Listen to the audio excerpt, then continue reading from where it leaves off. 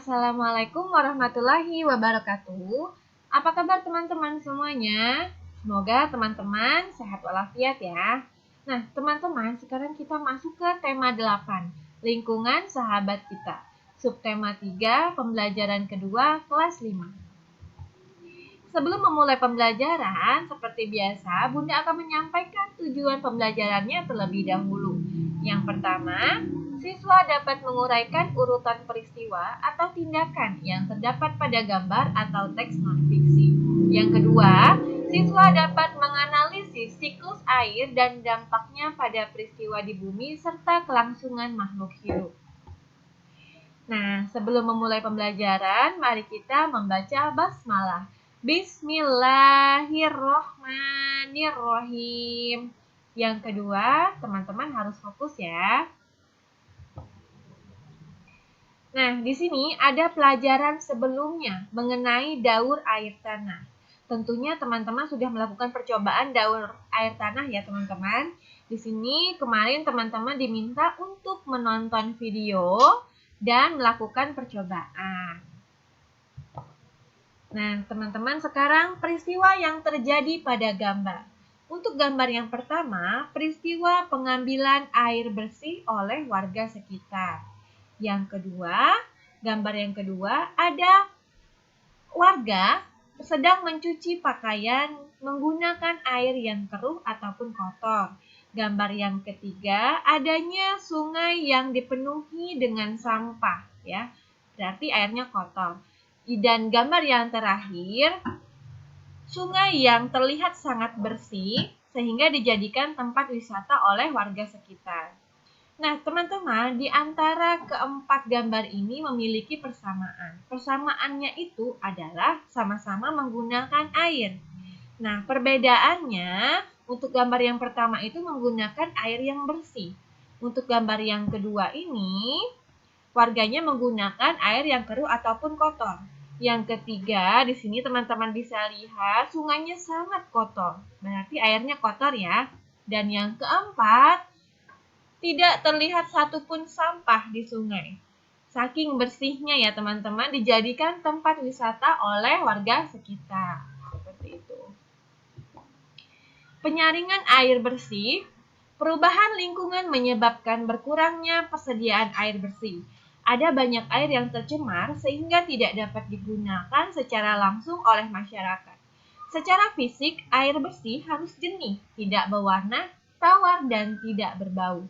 Secara kimiawi, kualitas air yang baik adalah memiliki keasaman atau pH netral, serta tidak mengandung bahan berbahaya dan beracun. Air yang bersih juga tidak mengandung bakteri penyebab penyakit atau patogen dan bakteri non-patogen. Ada berbagai macam cara sederhana yang dapat teman-teman gunakan untuk mendapatkan air bersih.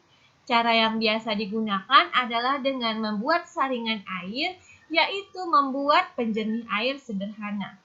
Perlu diperhatikan bahwa air bersih yang dihasilkan dari proses penyaringan air secara sederhana tersebut tidak dapat menghilangkan sepenuhnya garam yang terlarut di dalam air. Nah, di sini teman-teman perhatikan bagian-bagian penyusun alat penjernih air ini. Di sini sesuai dengan urutannya, yang paling atas itu ada air, lalu yang kedua ada kerikil, lalu ada sabut kelapa, arang, ijuk, spons, dan yang terakhir ada penampung. Nah, sekarang teman-teman boleh dilihat video berikut ini untuk proses penjernihan air secara sederhana. Silahkan disimak ya teman-teman. Assalamualaikum warahmatullahi wabarakatuh. Halo teman-teman, selamat pagi. Kembali lagi bersama Bunda Tari di pembelajaran tematik. Oke teman-teman, hari ini kita akan belajar tematik tema 8, subtema 3, dan sudah masuk di pembelajaran kedua. Nah, di PB2 ini kita akan melakukan percobaan lagi teman-teman. Nah, setelah minggu kemarin kita sudah melakukan percobaan daur air tanah, untuk hari ini kita akan melakukan percobaan penyaringan air bersih atau cara membuat air menjadi Di sini Bunda akan menjelaskan alat dan bahan yang teman-teman butuhkan untuk melakukan penjernihan pada air. Nah, yang pertama teman-teman harus mempersiapkan botol bekas. Kemudian, botol ini akan kita belah menjadi dua bagian. Yang atas berfungsi sebagai penyaringan dan yang bawah berfungsi untuk sebagai tempat penampungan air bersih. Dan jangan lupa untuk membolongkan bagian ujung atau tutup dari botol ini, berfungsi untuk airnya akan mengalir melalui lubang tersebut. Dan cutter. Ketika melakukan pemotongan pada botol, hati-hati ya teman-teman ya. Jangan sampai arang yang sudah dicuci bersih. Kerikil, di sini Bunda menggunakan dua bagian kerikil. Ada kerikil ukuran sedang dan ukuran kecil. Di sini juga kerikilnya sudah Bunda cuci bersih. Yang sudah dicuci bersih, ada kapas, terserah ya merek apa aja. Gunakan tisu juga, terserah tisunya mau ukuran yang segini ataupun yang mempersiapkan air kotornya atau air yang masih keruh seperti ini. Airnya itu akan berubah warna menjadi lebih jernih dari sebelumnya. Nah, akan menjadi seperti ini ya teman-teman ya. Dimana di sini adalah air yang tadi keruh, kemudian akan menjadi jernih seperti ini. Pertama-tama kita ambil bagian botol yang bagian ini, terus paling bawah kita lapisi tisu ya. Kita masukin tisu, masukin tisu ya.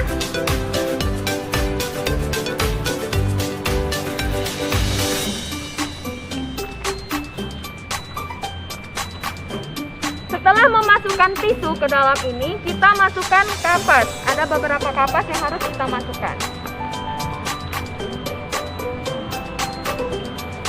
Kita masukkan kapas ke dalam. Kapas ini berfungsi untuk menyaring air yang kotor tadi ya teman-teman.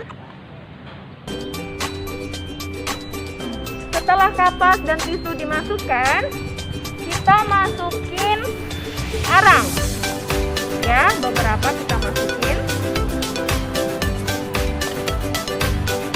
Bisa dilihat ya teman-teman ya. Masukin arang.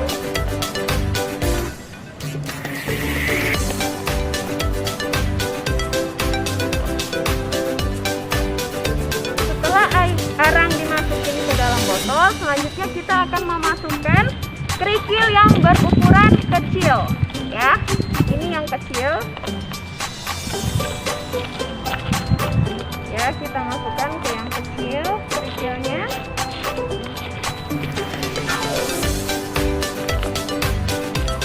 Setelah kerikil yang ukuran kecil dimasukkan semuanya, sekarang kerikil yang ukuran sedang kita masukin juga ya teman-teman.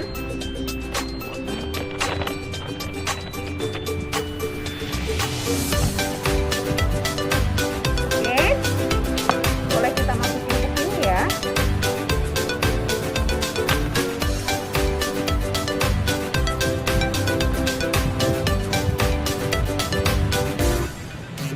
Selanjutnya kita akan memasukkan pasir ke atas bagian atas kerikil seperti ini susunannya. Terakhir kita masukin tisu beberapa lembar. Setelah tisu kita masukkan kapas lagi ya. Seperti ini susunannya teman-teman. Setelah itu kita akan masukkan air kotor ke dalam wadah ini teman-teman. Kita masukkan ya. Apa yang akan terjadi jika air kotor kita masuk ke dalam wadah yang ini?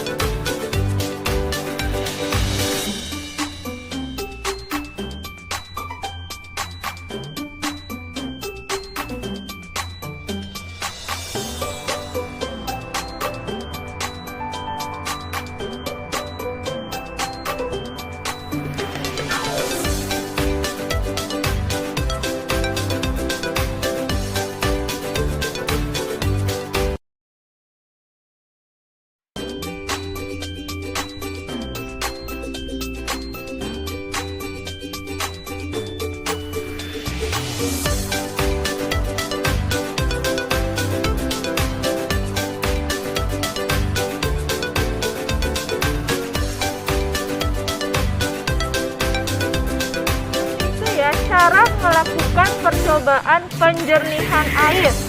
Nah, teman-teman silakan melakukan percobaan tersebut di rumah masing-masing dengan alat dan bahan yang sudah diinfokan oleh Bunda Suci tadi ya.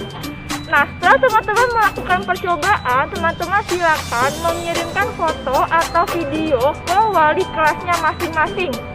Oke teman-teman, selamat mencoba. Terima kasih. Sekian dari Bunda. Wassalamualaikum warahmatullahi wabarakatuh. Dadah.